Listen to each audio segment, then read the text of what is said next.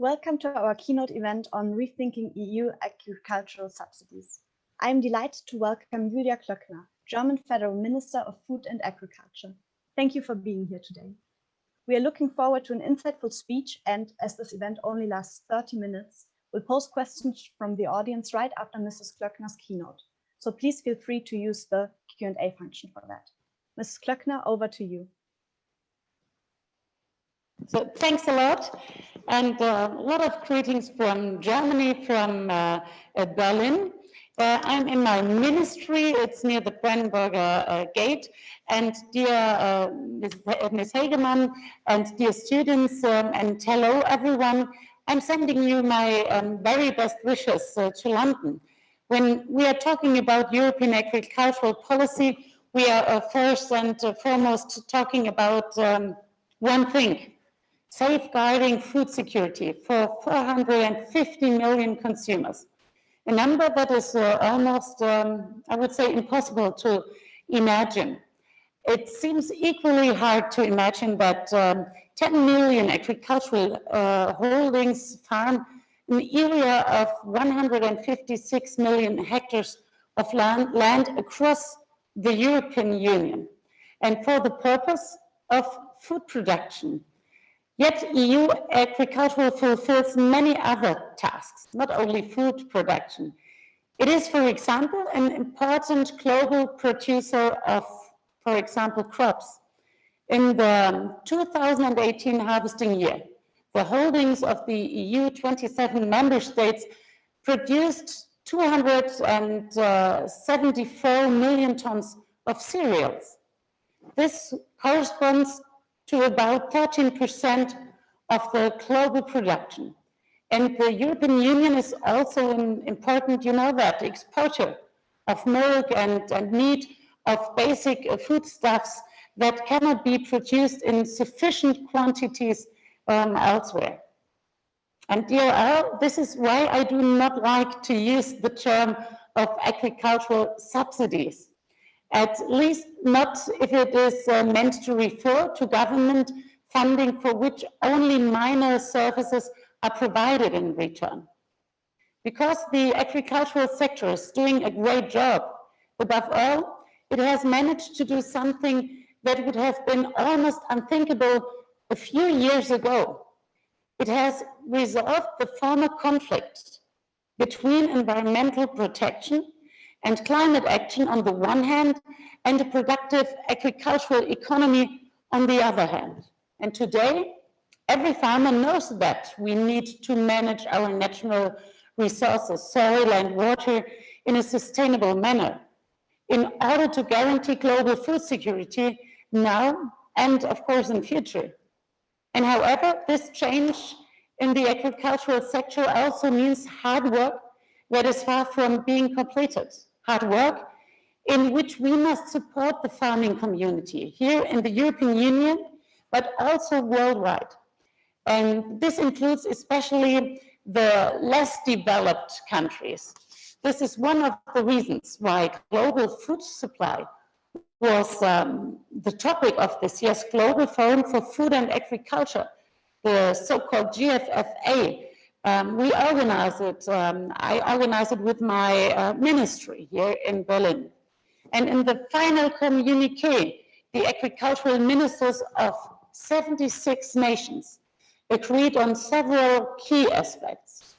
We underlined once more the right to food, the right to adequate food for everybody, and to a health-promoting diet and food security. And we reaffirmed our commitment to the 2030 Agenda Sustainable Development Goals. And we know that we will not be able to tackle climate change or global hunger by acting independently at national level. We will only overcome both problems if we acknowledge agriculture's key role and if we cooperate beyond national borders. So, dear all, as you know, the Common European Agricultural Policy, it's called CAP, is regularly adopted for a period of 7 years. And we are now at the beginning of new European agricultural policy. There's a reform, a policy that we negotiated to an important degree during our German presidency of the Council. And to gear the CAP even more than before towards two goals. On the one hand, food security, as well as sustainably and climate action and environmental protection on the other hand. And with this reform, this CAP reform, we will introduce new mandatory standards in all member states. We will bring about a system change, which will follow the new principle that there must be a quid pro quo. For every euro that Brussels pays out as funding, specific climate-related and environmental standards must be fulfilled by the farmers. And this means that in all member states, 100% of the so-called direct payments are linked to stricter environmental and climate requirements. Moreover, at least 20% of the direct payments will be conditional on even more demanding climate and environmental requirements. In order to receive funding from these 20%, farmers must implement additional eco-schemes, these so-called eco-schemes. But nevertheless, the direct payments will continue to play an important role because they provide planning certainty for farmers and secure their income, because their families live from this work. And in the future, however, funding will no longer focus on the possession of land, only possessing land, but on the type of farming, the sustainable farming. And if farmers fail to meet the relevant criteria, the funding will be reduced or withheld. With this agreement, the European Union will, from now on, combine environmental protection and climate action with the safeguarding of food security. And it's important, the safeguarding of food security. We all realized that in this pandemic times, and especially when borders were closed. Environmental conservation and climate change mitigation are also important to the British government, I know. Only last week, I had a conversation, of course, via video, with the British Secretary of State for Environment, Food and Rural Affairs, with George. We talked about environmental protection and climate action and about the UN Climate Change Conference that will be held, you know this, in Glasgow in November in this year. And we were in complete agreement that protection the environment and mitigation climate change had top priority.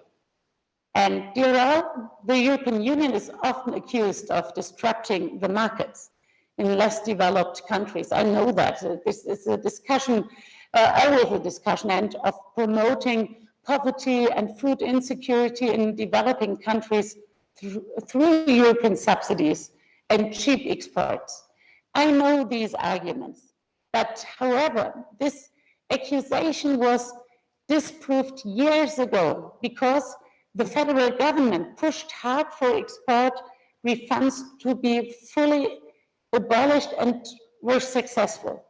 Since July 2013, agricultural exports have no longer been subsidized in the European Union. And at the WTO level, the worldwide abolition of export refunds was decided in 2015 to take into account and support the developing countries' interests in global trade. And in order to succeed in doing so and to sustainably reduce poverty and food insecurity, further steps need to be taken. Local production in Africa must be increased. For this purpose, we must support the agricultural sector on our neighboring continent. And dear all, for this reason, Africa is a focus area of our international work. We are currently cooperating with 28 African countries And since 2010, we have spent about 120 million euro in our commitment to Africa as the Federal Ministry of Agriculture. And in 2020, last year, the amount was just 20 million euro. So you see, you realize agriculture is the key to food security and the driver of economic growth in Africa.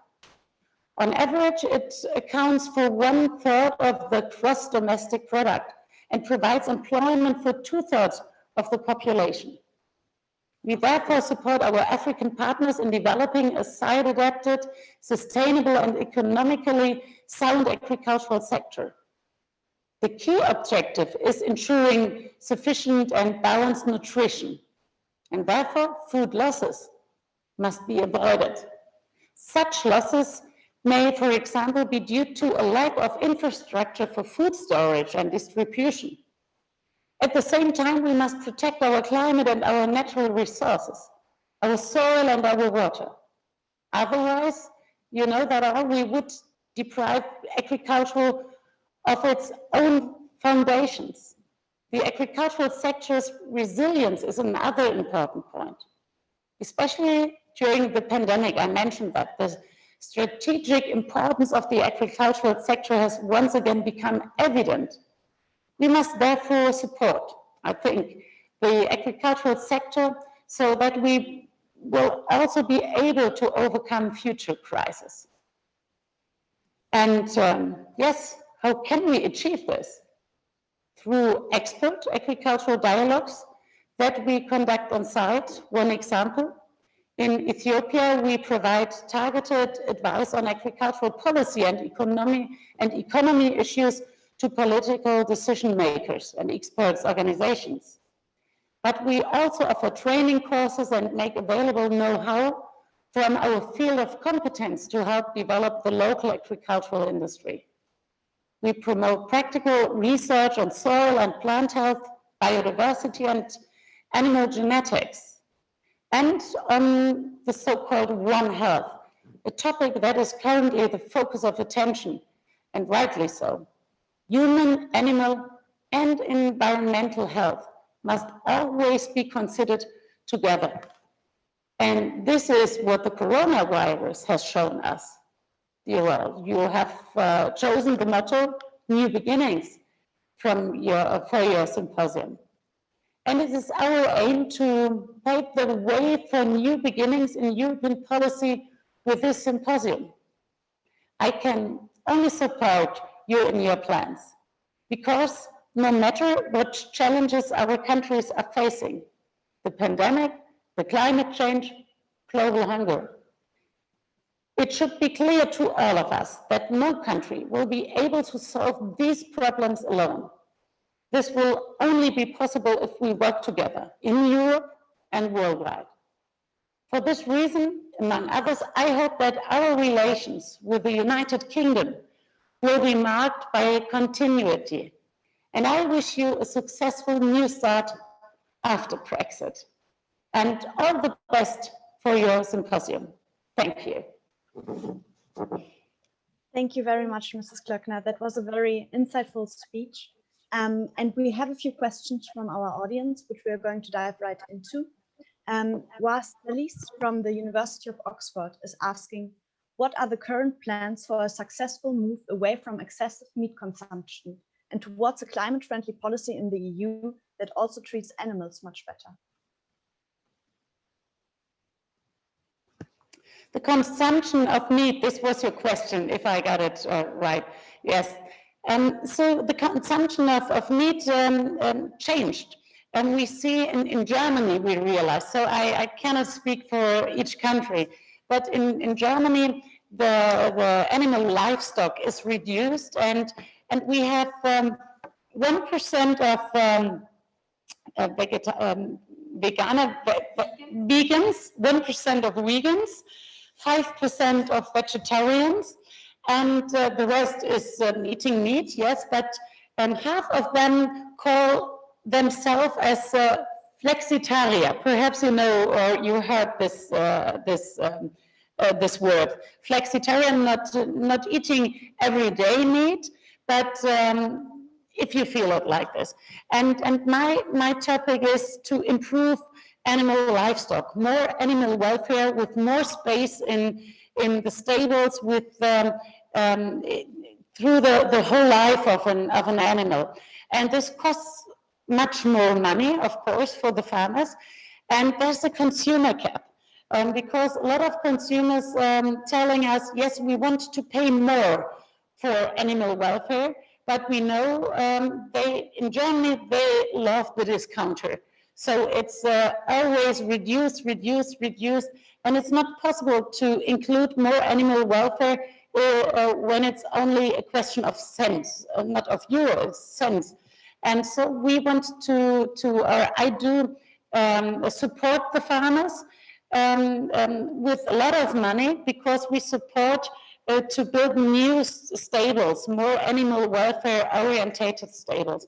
So it is better to eat less meat, but then with a higher quality, and everybody is happy then, because the farmer family can live by this price or with this price, and they can yes, and the society and the farmers coming more and more together.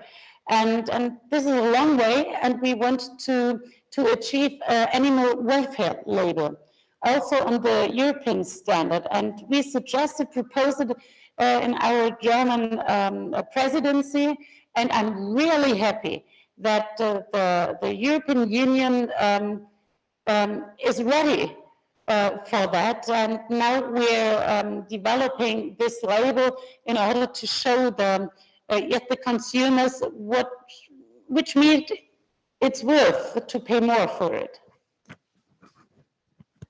Thank you very much. We have another question. This is from Leopold Schwarz-Schütte, who studies geography at LSE, and he's asking, against the backdrop that traditional subsidies are benefiting large farms disproportionately, and that the UK government has announced to phase out subsidies completely, I would like to know why we do not phase out EU agricultural subsidies entirely and replace them completely with a payments for ecosystem system.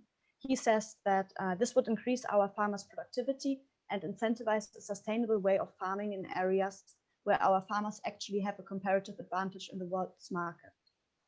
What do you think about that? Yes, we are on the way. We are completely on this way, because the policy of 27 member states is a policy you have to bring together, because each member state has a different way of, a different type of farming at home. It depends on the geographical conditions and everything. In the eastern part of Europe, we have smaller sized farms, and in the southern part of Germany, we have smaller sized farms, or historically in the eastern part of Germany, there are bigger sized farms. And the question is not only the size of a farm, the question is how do they treat their acres? So it's also possible that a small-sized farmer is not really in love with sustainability, and a bigger-sized farmer tries to get this presupposition or this condition of ecological questions. He tries to manage it with each hectare he owns, for example. So, and now we changed something for this period, for the next 7 years. We changed, at first we decided that each euro, from the first euro on, 100% of the euros you get from the European level for agriculture is connected with a condition that you must do more for environmental affairs and for biodiversity. And then in addition to that, there is more ambition eco schemes. You must use 20% for it, or you lose the money. So it's it's not possible to push a button. Yes, of course, if you're in Brexit, then you can decide by your own. but we have had to find a compromise with 27 member states. And before we tried to find this compromise, nobody believed in the possibility of this compromise, because we organized that it's yes, and we organized that each country has to deal with these rules, and the European Union will control this. So we are on the way, and I think in 20 years or in 15 years, the agricultural policy in the European Union will change more. And that last sentence, but realize that the main task of farming is producing our food, our regional food. And so we need a balance, of course. Thank you very much. Tadeu Caldas has the question and asks you to elaborate on the German and EU plans to convert 30% of the agricultural land to organic farming. And they ask, what will be the support mechanisms there? Thank you for this question. In Germany, we have about nearly 10% ecological farming and farms, and 10%. But we want to increase it up to 2030, up to 20% at minimum. And so it's only the market will not manage it's not possible to manage only by the consumers or by the market. So we help changing the way of farming. So if a farmer who worked on this conventional way, who decided to become a bio or ecological or organic working farmer, we pay. We help him with payments. It's about 250 euros per acre. Why? Because we want to help him to change, to make this change. And if you have, or if he becomes then, or she becomes this certification, organic farmer, then we are paying about 230 euros per hectare for maintaining this way of farming. It costs more, and the harvest is mostly less than the conventional way. So we support them with research, of course, and with special projects. And I have got a special project for organic farmers, and we're describing the tasks together with the praxis, with the farmers from this organic association. And we support sorry for that. We support the food or the offering of food in schools or in kindergarten or in the offices. We support a special project, more bio please, more organic food please, and we really have good consultations with them and coached them. Thank you. We have time for one last question. This comes from Jana Janssen from the Humboldt University Berlin. What are your expectations from the producers and farmers when it comes to the improvement of animal welfare? What would you like to see from them? Yes, it's not easy for livestock farmers now to be a farmer, because in our society there's a high sensitivity and emotional relation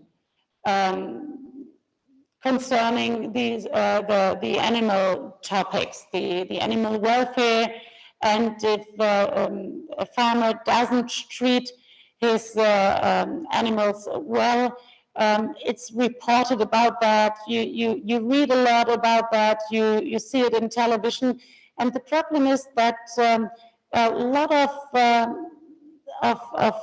livestock farmers felt guilty or blamed by society or medias. So for me, it's important to differentiate who's doing his work in a legal and correct way, and other people they are not sensitive for animal, and therefore my point of view is we have to differentiate and we have to point it out what is wrong. But in general, we have to improve the conditions of animal livestock. Why? Because we have more experiences, we have more research. Now we are developing the so-called stable, the future stable. With the so-called precision farming, we can realize what is more comfortable for animals, for the special soil of animals, how must the stable be built, or what do they need? And now we are paying for that, for this change. It's a transformation now. And I think the quantity is will be reduced in future more and more. And we help them to change this way, but I'm not interested in losing farmers, animal livestock farmers, because the consequence will be that the imports from other countries will increase, but we have no chance to give impulse, or we have no chance to decide the conditions then. And therefore I improved special conditions, of course, for animal welfare. We will end killing the so-called Kükentöten. How to say it in English? I have two questions. Kükentöten. Chick killing. Yes, chick killing. It sounds really cruelty. But the chick killing, you know, this all over the world it happened. And now we are the first of the world, the first in the world, with a law which forbids this chicken killing, because we invented a special, how to call it, a special machine that realizes in the egg after a few days what is inside, and so I have to explain it more, and I need the vocabularies in English, so it's something special, but I think you know what I mean. And therefore we have to do both.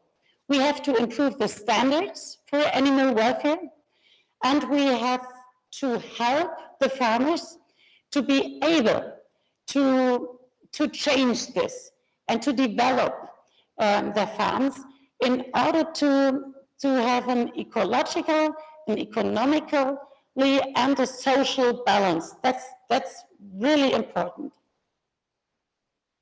Thank you so much for being here today. Thank you for taking the time for this speech, and also for us answering the questions from the audience. We are now, yeah, thank you so much.